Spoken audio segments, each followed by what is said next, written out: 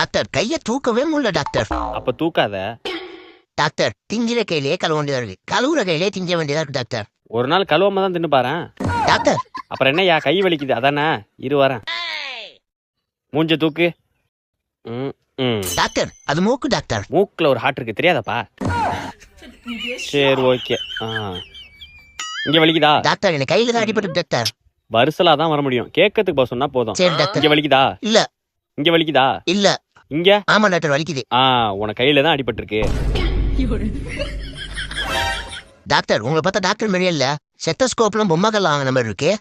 தம்பி இத பார்த்தா உனக்கு பொம்மை கல்ல வாங்கின மாதிரி இருக்கா? சாரி டாக்டர் தெரியாம சொல்லிட்டேன். தீமிதி திருவிழால வாங்கினா.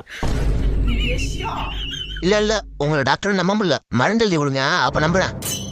என்னையே சந்தேகப்படுறியா நீ? இப்ப பாரு. இப்ப நம்புறேன் நீங்க